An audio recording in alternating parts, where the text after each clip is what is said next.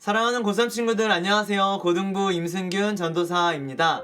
사회 속으로 나가기 전 가장 혼란스러운 시기를 보내고 있을 사랑하는 여러분들을 위해서 아주 짧게 설교 영상을 만들어 보게 됐습니다. 말씀 한 구절 읽어볼게요. 다니엘 3장 23절입니다.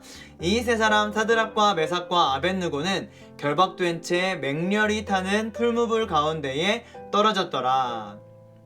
우리가 신앙생활을 하다가 어려움에 봉착하게 되는 지점이 어딥니까? 모든 것을 다 할 수 있다고 하시는 하나님께서 나의 삶의 문제, 하나님이라면 충분히 해결할 수 있으실 내 문제를 해결해 주시지 않는다. 이 부분이 참 어려운 지점입니다. 왜 하나님은 문제를 해결해 주지 않으실까요? 우리가 기도를 안 했습니까? 우리가 간절함이 없습니까? 우리가 예배를 빼먹었습니까? 아닙니다. 그런데 하나님께서 침묵하실 때가 있다라는 것이죠. 괴롭죠. 낙심이 되기도 합니다. 오늘 본문에도요, 바벨론에 끌려갔던 세 사람이 등장하는데요, 맹렬히 타는 불 가운데 떨어지는 잔인한 상황을 맞이하게 됩니다. 이들이 하나님을 배신했을까요? 이들이 하나님을 무시한 결과일까요? 절대로 아닙니다. 오히려 하나님을 더 따르고 열심히 기도하다가 겪게 되는 수모이고요, 고난이었습니다. 이방 나라, 이방 사람들의 손으로 만들었던 금 신상에게 절하지 않은 것 때문에 이들이 처벌을 받게 돼요. 하나님을 믿는 믿음으로써 살아가는데 억울하고 속상하고 안타까운 상황이 이들에게 펼쳐졌다, 이 말입니다. 여러분이 성경의 주인공이라면 어떻게 기도하시겠습니까? 하나님, 제가 저를 위해 그런 것도 아니고 하나님 영광을 위해서 이방신에게 절하지 않았습니다. 하나님, 저를 좀 도와주세요 라고 할 수도 있을 것 같고요. 하나님, 드디어 하나님께서 나타나실 때입니다. 이제 멋지게 우리를 구원해 주세요 라고 기도할 수도 있었을 거예요. 그런데 문제가 해결이 안 됩니다. 풀무불 앞까지 가게 돼요. 22절 한번 제가 읽어볼게요. 왕의 명령이 엄하고 풀무불이 심히 뜨거우므로 불꽃이 사드락과 메삭과 아벳느고를 붙든 사람을 태워 죽였고, 23절까지 보면 세 사람이 7배나 더 뜨거운 불에 떨어집니다. 문제가 해결이 안 되는 것이죠. 아무리 양보를 해봐도 조금 이해가 안 됩니다. 이상합니다. 하나님이 신실하시고 전능하시고 실수가 없으신데, 우리가 분명하게 하나님을 믿고 의심하지 않는데 모든 것을 다 하실 수 있다고 하시는 하나님께서 나의 삶의 문제, 하나님이라면 충분히 해결할 수 있는 이 문제를 해결해 주지 않으신다, 아무런 기적이 일어나지 않는다 라고 생각될 때 참 속이 상하죠. 불 속으로 가는 도중에 갑자기 자신들을 붙잡고 있던 사람의 눈이 멀어서 레스토랑으로 인도하더라. 도착해서 왕과 함께 스테이크를 썰면서 복음을 전하게 되었더라. 아름답지 않나요? 아니면 왕이었던 느부갓네살 왕의 마음을 확 바꾸셔서 명령을 번복하시거나 어떤 방법으로라도 불 속에는 안 들어가게 하셔야 할 것 같은데, 하나님은 문제를 해결해 주지 않으시고 불 속으로 들어가고 있는 새 청년을 보고 계십니다. 정말 이렇게 끝났다면 하나님께 좀 서운할 것 같아요. 그렇죠? 연약한 인간의 문제 앞에서 하나님이 어떻게 하시는지 25절 한번 읽어보겠습니다.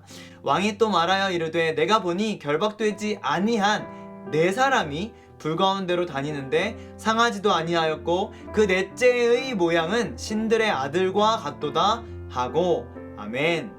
불 속에 3명을 던졌는데 왕이 보니까 4명이 걸어다니고 있는 것입니다. 한 명은 누구였을까요? 현장을 지켜보았던 왕은 넷째 사람의 모습은 신의 아들과도 같다 라고 말합니다. 하나님께서 문제를 깔끔하게 해결해 주시면 참 좋을 텐데 그건 우리의 바람이죠. 본문에서 만나는 하나님은 문제 해결보다는 문제 속으로 아예 들어오셔서 이겨낼 수 있도록 함께 해주시는 분이었습니다.